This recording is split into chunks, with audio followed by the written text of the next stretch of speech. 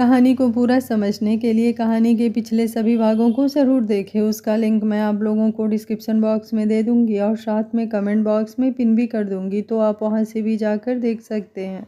सबसे पहले तो आप सभी का बहुत बहुत धन्यवाद। मेरी मॉम की तबीयत के बारे में जानकर आप सभी ने बहुत सारी ब्लेसिंग्स और दुआएं दी, जिसकी मुझे ज़रूरत थी। इसके लिए आप सभी का तहे दिल से शुक्रिया। और ये साल तो मेरे लिए काफ़ी कष्टप्रद था, क्योंकि अभी 5 महीने पहले मेरे ससुर जी के साथ ऐसा हुआ था और इस बार मेरी मॉम के साथ। मेरी मॉम का तो ऑपरेशन भी करना पड़ा। ससुर जी का तो बिना ऑपरेशन के दवाई पर ही चल रहे हैं। पर सच मानिए, अगर परिवार में एक इंसान बीमार पड़ता है ना, तो कितने लोग डिस्टर्ब होते हैं इसका अंदाज़ा भी नहीं लगाया जा सकता है। और हॉस्पिटल जाने के बाद आपका दिमाग कितना ख़राब होता है कि कोई भी काम आपके लिए कर पाना बहुत ही ज़्यादा मुश्किल है। लेकिन इस दुख की घड़ी में आप सभी ने अपना साथ और सहयोग मेरे ऊपर बनाए रखा, इसके लिए मैं तहे दिल से धन्यवाद करती हूँ।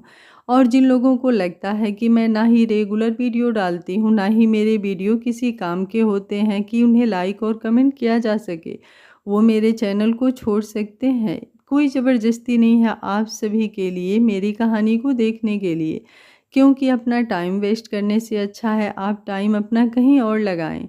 वही लोग देखें जो इंटरेस्टेड हैं और जिन्हें कहानियाँ पसंद है, क्योंकि हर इंसान जो कोई भी काम करता है वो सबसे पहले एक इंसान होता है।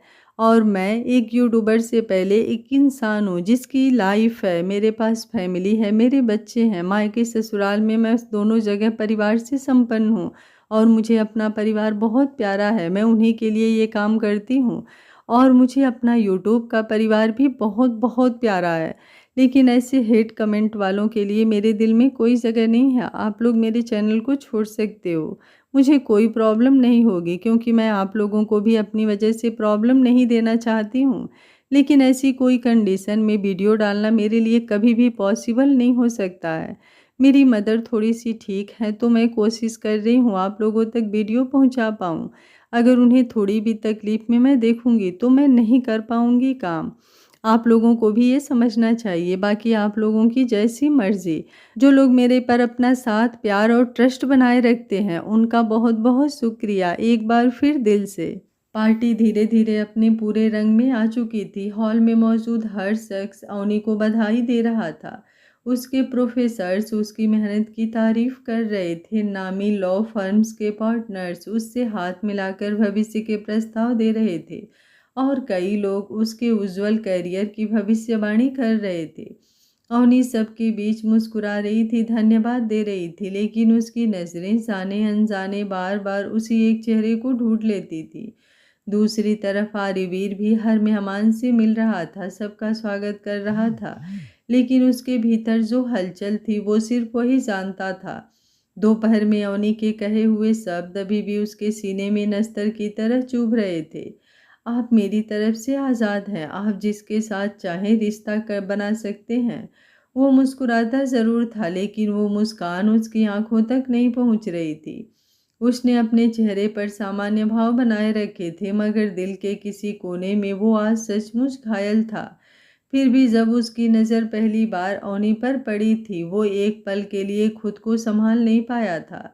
ऑफ वाइट और गोल्डन शेड के उस गाउन में वो किसी सपने जैसी लग रही थी। उसके खुले रेशमी बाल हल्के हल्के कंधों पर बिखरे हुए थे, कानों में झिलमिलाते डायमंड ईयररिंग्स, गले में बेहद नाजुक नेकलेस, हल्का मेकअप और आंखों में वही मासूमियत जो उसे पहली बार से बेचैन करती आई थी। आरिवीर की नज़र एक पल के लिए उसके चेहरे से फिसल कर उसके पूरे व्यक्तित्व पर गई थी और अगले ही पल उसने खुद को मजबूत करके नज़रें हटा ली थी, क्योंकि अगर वो एक सेकंड और उसे देखता तो शायद अपने चेहरे पर छिपी भावनाओं को नहीं संभाल पाता। अवनी ने भी ये महसूस किया था। वो महसूस कर सकती थी कि आरिवीर ने उसे देखा था, बहुत गौर से देखा था, लेकिन फिर जानबूझकर उसने नज़रें फेर ली थी। और यही बात उसके दिल को अजीब तरह से चुभ रही थी। शहर के बड़े बड़े वकील, लॉ फर्म्स के पार्टनर्स, कॉलेज के प्रोफेसर्स, इंडस्ट्रीज के नामी लोग और मीडिया के कई चेहरे भी वहाँ मौजूद थे। आखिर बात सिर्फ एक यूनिवर्सिटी टॉपर की नहीं थी, बल्कि उस लड़की की थी जो अब आरिवीर सिंह खुराना की पत्नी भी थी।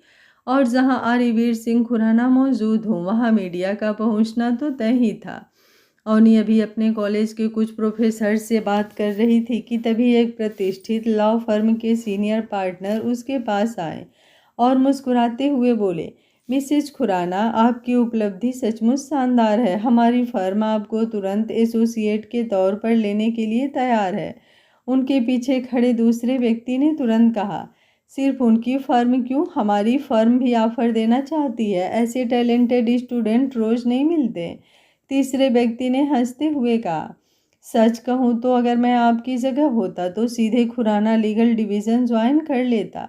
वहाँ पहुँचने के लिए लोग 10-10 साल मेहनत करते हैं। अवनी बस विनम्र मुस्कान के साथ सबकी बातें सुन रही थी। तभी सामने हलचल हुई। कुछ मीडिया रिपोर्टर्स आर्यवीर के साथ पहुंच चुके थे। कैमरों की फ्लैश लगातार चमक रही थी। मिस्टर खुराना, एक रिपोर्टर ने माइक आगे बढ़ाते हुए कहा, आप देश के सबसे सफल बिजनेसमैन में से एक हैं। अक्सर देखा जाता है कि लोग अपनी उपलब्धियों का जश्न मनाते हैं, लेकिन आपने अपनी पत्नी की सफलता के लिए इतना भव्य समारोह आयोजित किया है। आपको कैसा महसूस हो रहा है? आसपास खड़े सभी लोगों की नज़रें तुरंत आर्यवीर की तरफ उठ गई। अवनी भी अनजाने में उसकी तरफ देखने लगी। कुछ पल तक आर्यवीर शांत खड़ा रहा, फिर उसकी नज़र दूर खड़ी अवनी पर गई। बस एक पल के लिए उस एक नज़र में उसने उसे सिर से लेकर पांव तक देख लिया। ऑफ वाइट और गोल्डन गाउन में सजी हुई अवनी सचमुच किसी शाही तस्वीर जैसी लग रही थी। उसके चेहरे पर आत्मविश्वास था, आंखों में चमक थी। अगले ही पल उसने अपनी नज़रें हटा ली। दिल अब भी नाराज था, तकलीफ अब भी वही थी, लेकिन गर्व वो छुपाया नहीं जा सकता था। रिपोर्टर फिर बोला, सर, अपनी पत्नी के लिए कुछ कहना चाहेंगे? इस बार आर्यवीर ने बिना कुछ कहे सीधे अवनी की तरफ कदम बढ़ा दिया। पूरा हाल उनकी तरफ देखने लगा। अवनी की धड़कन अचानक तेज हो गई। वो समझ ही नहीं पाई कि वो क्या करने वाला है। अगले ही पल आर्यवीर उसके सामने आकर रुका और उसकी कमर के चारों ओर अपना हाथ रखकर उसे अपने करीब ले आया। अचानक हुई इस हरकत से अवनी की सांस अटक गई। उसकी नज़रें तुरंत आर्यवीर के चेहरे पर टिक गई, लेकिन आर्यवीर ने उसकी तरफ नहीं देखा। उसकी आंखें अब भी कैमरों की तरफ थी। फिर उसने शांत लेकिन बेहद दृढ़ आवाज में कहा, सफलता हमेशा मेहनत की होती है और आज जो कुछ भी यहाँ सेलिब्रेट हो रहा है उसमें मेरा कोई योगदान नहीं है। ये सिर्फ और सिर्फ अवनी की मेहनत, उसकी लगन और उसकी काबिलियत का परिणाम है। पूरे हाल में सन्नाटा छा गया। आर्यवीर आगे बोला, मैंने ज़िंदगी में बहुत सफल लोगों को देखा है, लेकिन बहुत कम लोगों को इतना ज़िद्दी और मेहनती देखा है। जिस मुकाम पर वो आज खड़ी है, वहाँ तक पहुँचने के लिए इसमें कितनी मेहनत की है, शायद लोग उसका आधा हिस्सा भी नहीं जानते। अवनी की आंखें धीरे धीरे नम होने लगी। वो बस उसे देखे जा रही थी। आर्यवीर अभी भी उसकी तरफ नहीं देख रहा था। और जहाँ तक मेरा सवाल है, उसने हल्की सांस लेकर कहा, मैं बस इतना कह सकता हूँ कि आज मुझे खुद से ज़्यादा गर्व इस लड़की पर है, क्योंकि ये सिर्फ मेरी पत्नी नहीं है, ये वो इंसान है जिसने अपनी पहचान खुद बनाई है अपने बलबूते। और मुझे पूरा विश्वास है कि एक दिन लोग इसे सिर्फ अवनी खुराना नहीं बल्कि देश की सबसे बेहतरीन वकीलों में से एक के रूप में जानेंगे। मेरी पत्नी मेरा गर्व है। तालियों की गड़गड़ाहट पूरे हाल में गूंज उठी। कई लोग खड़े होकर ताली बजाने लगे। अवनी का दिल जैसे एक पल के लिए रुक गया। उसने कभी नहीं सोचा था कि आर्यवीर उसके बारे में ऐसा सोचता होगा। उसके होठ हल्के से कांपे। वो कुछ कहना चाहती थी, लेकिन शब्द नहीं मिले। तभी आदित्य, जो काफी देर से इस पल का इंतजार कर रहा था, सीधे स्टेज पर बढ़ गया। उसने माइक पकड़ते हुए कहा, ओके ओके, अब इतनी इमोशनल बातें काफ़ी हो गई। आज मेरी भाभी का दिन है और मैं इस पार्टी को यूं ही ख़त्म नहीं होने दूंगा। पूरा हाल हंस पड़ा। आदित्य ने शरारती मुस्कान के साथ कहा, बताइए एवरीबॉडी, इतनी शानदार सफलता, इतना शानदार कपल, तो एक कपल डांस तो बनता है ना। अगले ही पल पूरा हाल एस की आवाज़ से गूंज उठा। आर्यवीर ने आंखें बंद करके सिर झुका लिया, जैसे उसे पहले से पता था कि आदित्य यही करने वाला है। और उधर अवनी का दिल अब पहले से भी ज़्यादा तेज धड़कने लगा था। कुछ देर बाद संगीत की आवाज़ थोड़ी तेज हुई और अचानक आदित्य स्टेज पर चढ़ गया। हमेशा की तरह उसके चेहरे पर शरारती मुस्कान थी। उसने माइक हाथ में लिया और बोला, लेडीज एंड जेंटलमैन, आज का दिन हमारी भाभी के नाम है। उन्होंने सिर्फ अपने परिवार का नहीं बल्कि पूरे कॉलेज का नाम रोशन किया है। एलएलबी में टॉप करना कोई छोटी बात नहीं होती और इस खुशी में मेरे भाई मिस्टर आरिवीर सिंह खुराना ने ये शानदार पार्टी रखी है। पूरा हाल में तालियां गूंज उठी। आदित्य मुस्कुराते हुए आगे बढ़ा, लेकिन भाई, पार्टी में एक चीज की कमी लग रही है। सबकी नजरें उसकी तरफ उठ गई। इतनी बड़ी खुशी और कोई कपल डांस नहीं, ये तो सरासर नाइंसाफी है। पूरा हाल हंस पड़ा। आरिवीर ने वहीं से उसे घूर कर देखा और सिर हिलाया जैसे साफ मना कर रहा हो, लेकिन आदित्य भला कहाँ रुकने वाला था।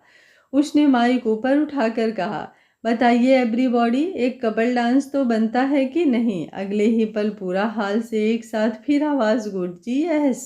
तालियों और सीटियों की आवाज गूंज उठी। अवनी का दिल एकदम तेजी से धड़कने लगा। उसने घबरा कर नैना जी की तरफ देखा, लेकिन वहां भी मुस्कुराहट थी। दूसरी तरफ आरिवीर ने गहरी सांस छोड़ी और आंखें बंद कर ली, जैसे आदित्य की हरकतों की उसे पहले से उम्मीद थी।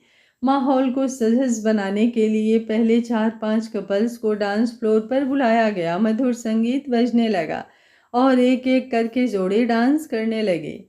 पूरा माहौल बेहद खूबसूरत और रोमांटिक हो चुका था। कुछ देर बाद आदित्य स्टेज से नीचे उतरा और सीधे आरिवीर तथा अवनी के पास पहुंच गया। इससे पहले कि दोनों कुछ समझ पाते, उसने दोनों का हाथ पकड़ लिया। चलो, अब बहुत हो गया। आरिवीर ने चेतावनी भरी नजरों से देखा। बिल्कुल नहीं भाई, आदित्य ने मुस्कुराकर कहा, आज भाभी का दिन है। अगले ही पल वो दोनों को लगभग खींचते हुए डांस फ्लोर के बीचों बीच ले आया। अवनी की धड़कनें अब बेकाबू हो चुकी थी। वहीं खड़े खड़े उसने एक नज़र आरिवीर की तरफ देखा। वो हमेशा की तरह शांत दिख रहा था, लेकिन उसकी आंखों में गहराई आज कुछ और ही कहानी कह रही थी। तभी आदित्य अचानक पलटा और दूर खड़ी रिया की तरफ देखकर बोला, रिया, कैन यू डांस प्लीज। रिया कुछ पल उसे देखती रही।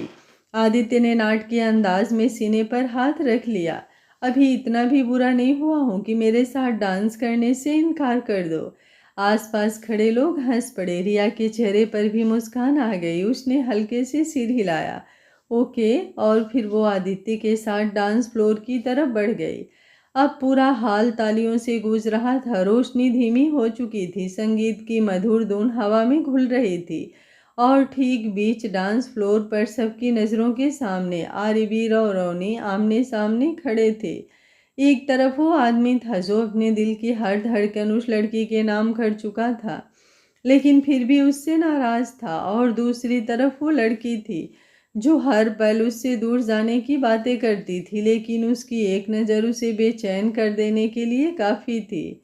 उन पल दोनों के बीच सिर्फ कुछ इंच की दूरी थी, लेकिन दिलों के बीच की दूरी अभी भी उतनी ही उलझी हुई थी जितनी कल थी।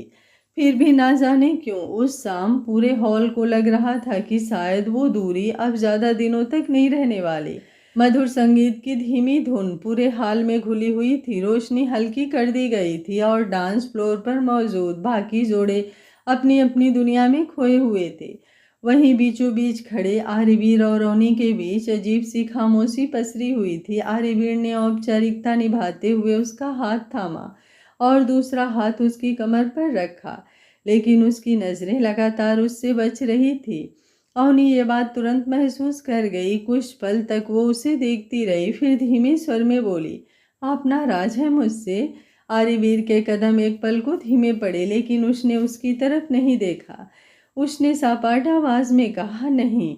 अवनी हल्का सा मुस्कुराई, झूठ बोल रहे हैं आप। इस बार आरिवीर ने उसकी तरफ देखा। उसकी आंखों में दर्द था, शिकायत थी और शायद थोड़ी थकान भी।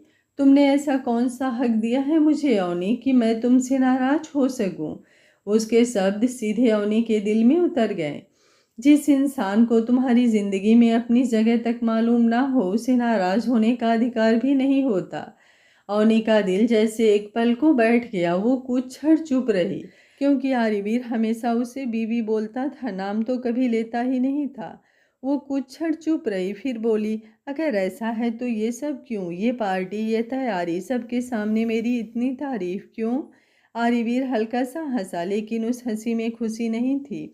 हर बात का जवाब देना जरूरी नहीं होता, उसने धीरे से कहा।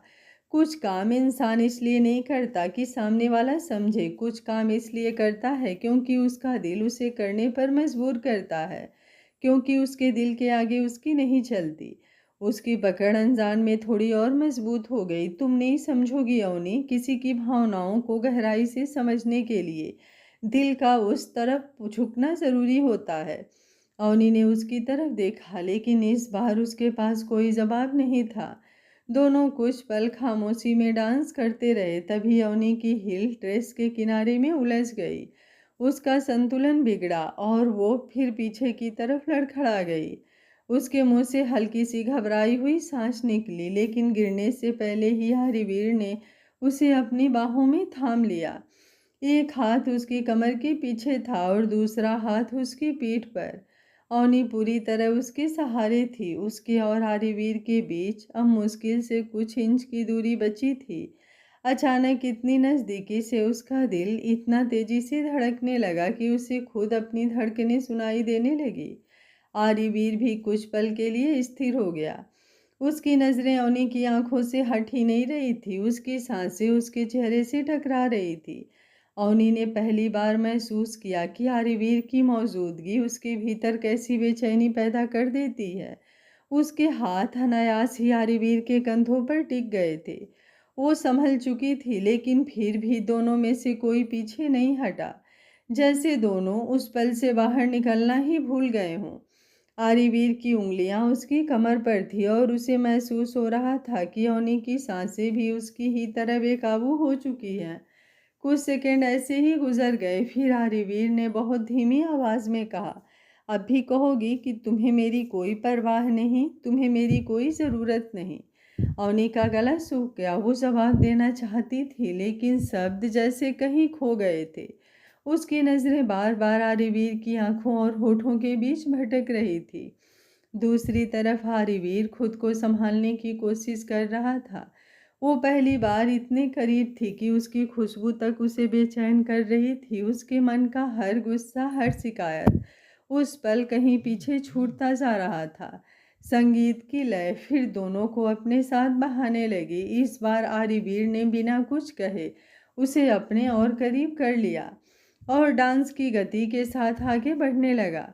अवनी ने विरोध नहीं किया, उसकी उंगलियां भी उसके कंधों पर थी और हर गुजरते सेकंड के साथ उसकी धड़कनें और तेज होती जा रही थी। आसपास कैमरों की फ्लैश लगातार चमक रही थी, लेकिन दोनों को जैसे किसी चीज का होश नहीं था।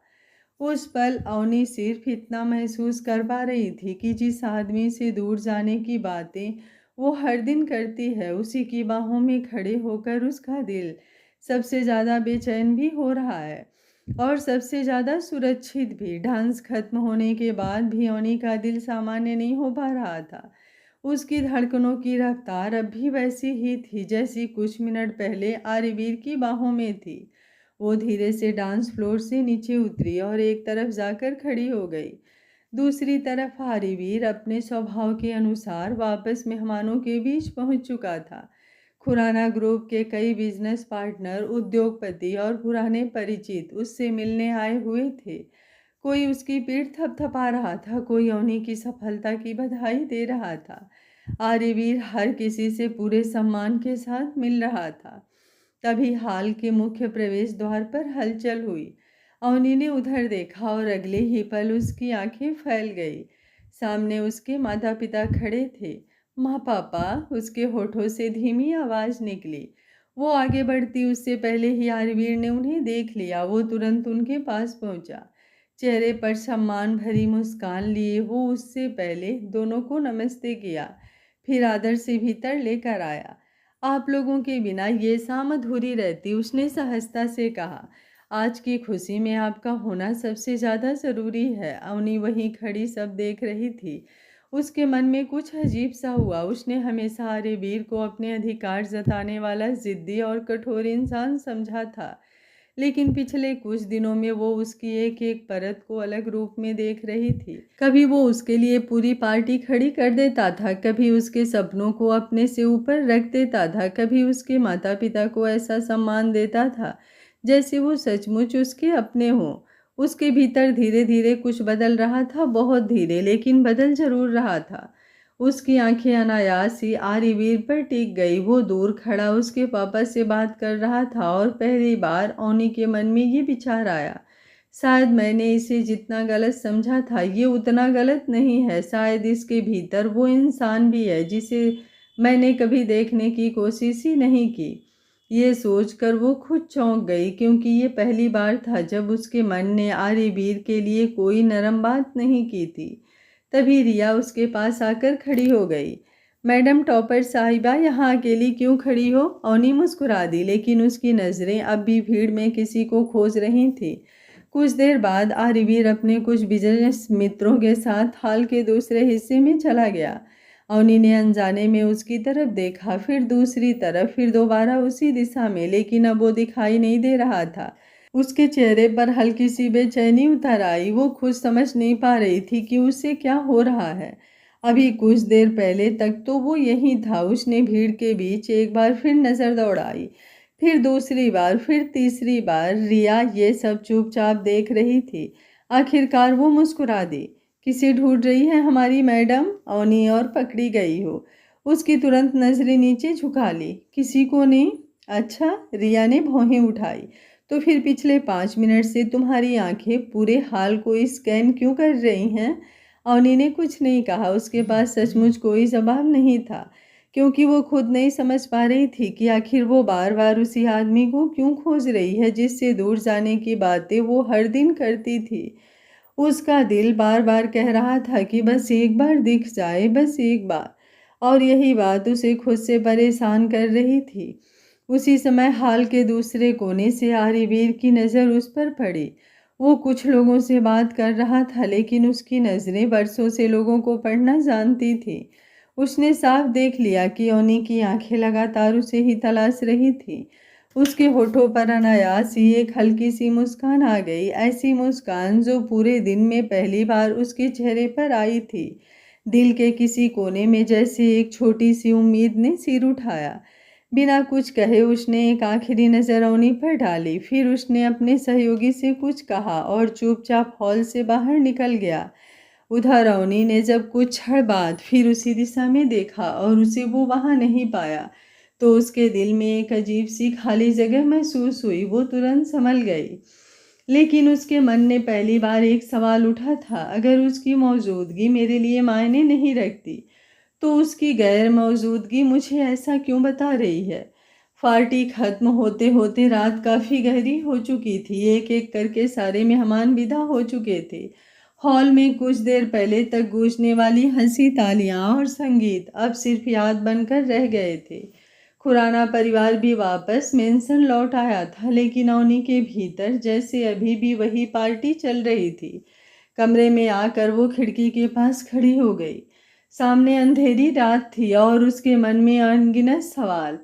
आज पूरे दिन की एक एक बात उसके दिमाग में गूंज रही थी। सुबह का आर्यवीर, उसका उसे कॉलेज छोड़ने जाना, रिजल्ट आने पर सबसे ज्यादा खुश होना, उसके लिए पार्टी रखना, उसके माता पिता का सम्मान करना, मीडिया के सामने गर्व से उसका नाम लेना, और फिर पूरे समय उससे एक सम्मानजनक दूरी बनाए रखना। अवनी ने धीरे से आंखें बंद कर ली। क्या मैं सच में उसे गलत समझती रही? उसके दिल में पहली बार उससे ये सवाल पूछा था वो आदमी जिसे वो सिर्फ जिद्दी, घमंडी और एटीट्यूड की दुकान, अपनी मन मर्जी करने वाला समझती थी, हर दिन उसके सामने एक नया चेहरा लेकर आ रहा था। ऐसा चेहरा जिसे देखकर उससे नफरत करना मुश्किल होता जा रहा था। शायद मॉम सही कह रही थी, उसने धीरे से खुद से कहा। लेकिन कोई भी रिश्ता एक दिन में नहीं टूटता और ना ही एक दिन में बनता है। अगर वो एक कदम मेरी तरफ बढ़ा रहा है तो क्या मुझे भी एक कदम उसकी तरफ नहीं बढ़ाना चाहिए? कम से कम दोस्त बनकर तो उसके साथ चल सकती हूँ। ये सोचते ही उसके होठों पर एक हल्की सी मुस्कान आ गई। लेकिन उसी पल उसे याद आया कि पार्टी के दौरान आर्यवीर की आंखों में कहीं ना कहीं एक दर्द था, एक ऐसी नाराज़गी जिसे वो छुपा तो रहा था लेकिन मिटा नहीं पा रहा था, और उस दर्द की वजह वो खुद थी। दूसरी तरफ शहर के एक शांत रूफटॉप लाउंज में आर्यवीर और आदित्य बैठे हुए थे। उनके सामने शहर की जगमगाती रोशनियां फैली हुई थी। आदित्य चुपचाप उसे देख रहा था। आर्यवीर के हाथ में ग्लास था लेकिन उसकी निगाहें कहीं दूर खोई हुई थी। काफी देर तक दोनों के बीच खामोशी रही। फिर आदित्य ने धीरे से पूछा, कब तक खुद को ऐसे सजा देता रहेगा तू? आर्यवीर हल्का सा मुस्कुराया लेकिन वो मुस्कान उसकी आंखों तक नहीं पहुंची। उसने ग्लास टेबल पर रखा और सिर पीछे टिकाकर आसमान की तरफ देखने लगा। एक बात बता आदि, उसकी आवाज़ बहुत धीमी थी। अगर कोई इंसान अपनी ज़िंदगी की सबसे बड़ी गलती मान ले, उसे सुधारने की पूरी कोशिश करे, फिर भी क्या उसे माफ़ी नहीं मिलनी चाहिए? आदित्य चुप रहा। आर्यवीर खुद ही आगे बोलने लगा, मैं जानती हूँ मैंने गलत किया था, बहुत गलत किया था मैंने। उसे उसकी मर्जी के खिलाफ अपनी जिंदगी में बांध लिया। उस वक्त मुझे सिर्फ अपना डर दिखाई दे रहा था, उसे खोने का डर। लेकिन आज उसकी आंखें भर आई। आज हर दिन उसके साथ रहकर समझ आता है कि मैंने उससे कितना कुछ छीन लिया था। उसने एक लंबी सांस ली। जानता है सबसे ज्यादा दर्द किस बात का होता है? जब वो मेरी तरफ देखती है और उसकी आंखों में मेरे लिए नफरत नहीं होती लेकिन अपनापन भी नहीं होता, जैसे मैं उसकी जिंदगी में हूं भी और नहीं भी। उसके होठों पर एक टूटी हंसी आई। आज पार्टी में जब सब उसे बधाई दे रहे थे ना, मुझे खुद पर सबसे ज्यादा गर्व महसूस हो रहा था। ऐसा लग रहा था जैसे पूरी दुनिया को चीख चीख कर बताऊं कि देखो ये लड़की मेरी जिंदगी का सबसे खूबसूरत हिस्सा है। लेकिन अगले ही पल याद आ जाता कि उसके दिल में मेरी जगह अभी भी खाली है। आदित्य उसकी बातें सुनता रहा। आर्यवीर की आवाज़ और धीमी हो गई। मैं उससे मोहब्बत करने लगा हूँ आदि, शायद जितना मुझे नहीं करना चाहिए था उससे भी ज़्यादा। और यही बात मुझे डराती है, क्योंकि मैं जानता हूँ कि अगर एक दिन उसने मुझे छोड़ने का फैसला कर लिया तो मैं फिर कभी खुद को समेट नहीं पाऊंगा। उसकी आंखें नम हो चुकी थी। मैं उससे प्यार की भीख नहीं मांग सकता। मैं ये भी नहीं चाहता कि वो मुझ पर तरस खाकर इस रिश्ते को निभाए। मैं चाहता हूँ कि अगर वो मेरे पास आए तो अपनी मर्जी से आए, अगर मेरा हाथ पकड़े तो दिल से पकड़े। उसने धीरे से आंखें बंद कर ली। लेकिन कभी कभी बहुत दर्द होता है यार, जब वो कहती है कि मैं उसकी ज़िंदगी में कोई मायने ही नहीं रखता, तब लगता है जैसे सारी मेहनत, सारी कोशिशें सब बेकार है। कुछ पल खामोश रही, फिर उसने हल्की सी मुस्कान के साथ कहा, अजीब बात है ना, पूरी दुनिया का सामना कर सकता हूँ, करोड़ों के फैसले ले सकता हूँ, लेकिन उस एक लड़की के सामने खड़ा होने से डर लगता है। आदित्य ने उसके कंधे पर हाथ रखा। क्योंकि पहली बार तू किसी को खोने से डर रहा है। आर्यवीर ने कोई जवाब नहीं दिया, बस अपनी आंखें बंद कर ली। उसके दिल में सिर्फ एक ही ख्वाहिश थी कि एक दिन अवनी उसे सिर्फ अपना पति नहीं, अपना हमसफर भी मान ले। और शायद उसी उम्मीद के सहारे अब तक वो टिका हुआ था। इधर खुराना मुंसन में पूरे रास्ते उसके मन में सिर्फ एक ही बात घूम रही थी, आर्यवीर का अचानक गुस्से में चले जाना। आज पहली बार उसे उसकी नाराजगी चुभ रही थी। वो बार बार खड़ी देखती, फिर दरवाजे की तरफ नजर उठाती। कई बार उसने फोन उठाया, उसका नंबर खोला भी, लेकिन हर बार उंगलियां कॉल बटन तक पहुंचकर रुक जाती। आखिर किस हक से फोन करती, यही सवाल उसे रोक देता। लेकिन दिल था कि मानने को तैयार ही नहीं था। वो बिस्तर पर बैठी उसका इंतजार करती रही। धीरे धीरे रात गहराती गई, कमरे की लाइटें बंद हो गई, बाहर सन्नाटा फैल गया। इंतजार करते करते कब उसकी आंख लग गई उसे खुद भी पता नहीं चला। वो बेड के हेडबोर्ड से सिर टिकाए बैठी बैठी ही सो गई। दूसरी तरफ आर्यवीर देर रात तक घर लौटा। आदित्य उसे छोड़कर जा चुका था। आर्यवीर हल्का सा मुस्कुराया, मगर वो मुस्कान दर्द से भरी थी। मैंने उसे पाने की जिद की थी, लेकिन अब उसे खोने से डरता हूँ। फर्क बस इतना है कि पहले मैं उसे अपने पास रखना चाहता था, अब मैं उसे खुश देखना चाहता हूँ, चाहे उस खुशी में मेरी जगह हो या ना हो। कुछ देर बाद वो वहां से उठ गया। रात काफी गहरी हो चुकी थी। जब वो घर लौटा, कमरे का दरवाजा खोलते ही उसकी नज़र सबसे पहले अवनी पर पड़ी। वो उसका इंतजार करते करते सो चुकी थी। उसके हाथ में अब भी फोन था, जैसे आखिरी पल तक वो उसी का इंतजार कर रही हो। उस दृश्य ने आर्यवीर के सीने में अजीब सी कसमकस भर दी। वो धीरे से उसके पास जाकर बैठ गया और लंबे समय तक बस उसे देखता रहा। उसके चेहरे पर थकान थी, आंखों में हल्का नशा था, लेकिन उससे कहीं ज्यादा उसके दिल में दर्द भरा हुआ था। कमरे का दरवाजा खोलकर जैसे ही वो अंदर आया, उसकी नज़र सबसे पहले अवनी पर पड़ी। वो उसी का इंतजार करते करते सो गई थी। उस मासूम चेहरे को देखकर उसके कदम खुद ब खुद उसकी तरफ बढ़ गए। कुछ पल वो बस खड़ा होकर उसे देखता रहा, उसके चेहरे पर फैली थकान, बंद पलकों की मासूमियत और उसके इंतजार की गवाही देते बिखरे हुए भाव उसके दिल को और बेचैन कर रहे थे। वो धीरे से उसके सामने बैठ गया और बहुत संभाल कर उसके गाल के पास बिखरी एक लठ हटाई। उसकी आंखों में एक दर्द भरी मुस्कान उभर आई। क्यों कर रही हो ये सब अवनी? उसकी उंगलियां अनायास अवनी के चेहरे तक चली गई। उसने उसके गाल पर बिखरी लठ को कान के पीछे सरकाया और बहुत देर तक उसकी मासूमियत को अपनी आंखों में भरता रहा। उसकी आंखों में नमी उतर आई थी। उसने धीरे से उसका हाथ अपने हाथों में लिया और टूटती हुई आवाज में बुदबुदाया, तुम्हें इस तरह देखकर दिल में अजीब सी टीस उठती है अवनी। शायद इसलिए क्योंकि अब तुम्हारा दर्द मेरा दर्द बन चुका है बीबी। हमेशा खुद को मजबूत समझता था, मुझे लगता था दुनिया का कोई इंसान मुझे कमजोर नहीं कर सकता, लेकिन तुमने बिना कुछ किए मुझे वहां से तोड़ दिया जहां से मैं खुद को सबसे ज्यादा मजबूत समझता हूँ। मेरे अंदर दिल थे। उसने गहरी सांस ली और अपनी नजरें झुका ली। पता है, मैंने हमेशा हालात से लड़ना सीखा है, लोगों से लड़ना सीखा है, किस्मत से लड़ना सीखा है, लेकिन पहली बार मैं अपने ही दिल से हार गया हूँ। ये दिल मेरी नहीं सुनता अवनी। मेरे सीने में धड़कता जरूर है, लेकिन नाम सिर्फ तुम्हारा लेता है। जितना इसे समझाता हूँ कि तुम्हें भूल जाए, उतना ही ये तुम्हारे करीब भागता है। तुमसे दूर जाने की सोचता हूँ तो ऐसा लगता है जैसे खुद से दूर जा रहा हूँ।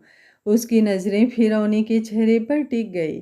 तुम कहती हो तुम्हारा इस रिश्ते से कोई लेना देना नहीं, तुम्हारा कोई हक नहीं है मुझ पर, लेकिन सच तो ये है कि जितना हक आज तुम्हारा मेरे दिल पर है, उतना शायद मेरा खुद का भी नहीं है। तुम्हारी एक बेरुखी पूरे दिन का सुकून छीन लेती है मेरा, और तुम्हारी एक मुस्कान मेरी सारी थकान मिटा देती है। शायद तुम्हें कभी एहसास भी ना हो कि तुम मेरे लिए क्या बन चुकी हो। उसकी आवाज़ भर आ गई। मैं जानता हूँ तुम्हारी तरफ से जवाब ना है, तुम्हारी आंखों में मेरे लिए शिकायतें हैं, गुस्सा है, दर्द है, और शायद तुम्हारा हक भी है, लेकिन मेरा दिल क्या करे अवनी। वो हर सुबह उठकर एक नई उम्मीद पाल लेता है, हर दिन सोचता है कि शायद आज तुम मुझे थोड़ा कम नफरत करोगी, शायद आज मेरी तरफ एक कदम बढ़ाओगी, शायद आज मुझे सिर्फ अपने पति के नाम से नहीं बल्कि एक इंसान के रूप में भी देखोगी। उसकी आंखों से एक बूंद आंसू निकलकर गालों तक बह गया। वो मन ही मन बुदबुदाया, अगर दूर ही जाना है तो फिर ऐसी आदतें मत डालो, क्योंकि मैं पहले ही बहुत ज्यादा हार चुका हूँ तुमसे। उसकी नजरें उसके चेहरे पर टिकी रहीं। जानती हो, आज तुम्हारी हर बात ने मुझे अंदर तक तोड़ दिया। शायद तुम सही हो, तुम्हारे दिल में मेरे लिए कुछ नहीं है, और जितना तुम्हारे करीब आने की कोशिश करता हूँ, उतना ही तुम्हें खुद से दूर पाता हूँ। उसने आंखें बंद कर ली। मैं तुम्हें मजबूर करके अपने साथ रख सकता हूँ, लेकिन तुम्हारे दिल में अपने लिए जगह नहीं बना सकता। और मैं अब तुम्हारी मोहब्बत की भीख नहीं मांगना चाहता, क्योंकि मोहब्बत भीख में मांगी नहीं जाती, महसूस की जाती है। उसकी आवाज़ भीतर सी भीतर टूट रही थी। अगर कभी तुम्हें मेरे प्यार का एहसास हुआ, अगर कभी तुम्हें लगा कि कोई था जो तुम्हें खुद से ज़्यादा चाहता था, तो मैं वापस आ जाऊंगा। लेकिन अगर ऐसा नहीं हुआ तो शायद मुझे हमेशा के लिए तुम्हारी दुनिया से दूर चले जाना होगा, क्योंकि हर रोज़ तुम्हारे करीब रहकर तुम्हारी बेरुखी को महसूस करना अब मेरे बस की बात नहीं रही। तुम्हें इस तरह देखकर दिल में अजीब सी टीस उठती है अवनी, शायद इसलिए क्योंकि अब तुम्हारा दर्द मेरा दर्द बन चुका है। मैं हमेशा खुद को मजबूत समझता था, मुझे लगता था दुनिया का कोई इंसान मुझे कमजोर नहीं कर सकता, लेकिन तुमने बिना कुछ किए मुझे वहां से तोड़ दिया जहां से मैं खुद को सबसे ज्यादा मजबूत समझता था, मेरे दिल से। उसने गहरी सांस ली और अपनी नजरें झुका ली। पता है, मैंने हमेशा हालात से लड़ना सीखा है, लोगों से लड़ना सीखा है, किस्मत से लड़ना सीखा है, लेकिन पहली बार मैं अपने ही दिल से हार गया हूँ। ये दिल मेरी नहीं सुनता अवनी, मेरे सीने में धड़कता ज़रूर है, लेकिन नाम सिर्फ तुम्हारा लेता है। जितना इसे समझाता हूँ कि तुम्हें भूल जाए, उतना ही ये तुम्हारे करीब भागता है। तुमसे दूर जाने की सोचता हूँ तो ऐसा लगता है जैसे खुद से दूर जा रहा हूँ। उसकी नज़रें फिर अवनी के चेहरे पर टिक गई।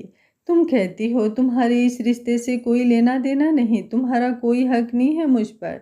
लेकिन सच तो ये है कि जितना हक आज तुम्हारा मेरे दिल पर है, उतना शायद मेरा खुद का भी नहीं। तुम्हारी एक बेरुखी पूरे दिन का सुकून छीन लेती है मेरा, और तुम्हारी एक मुस्कान मेरी सारी थकावट मिटा देती है।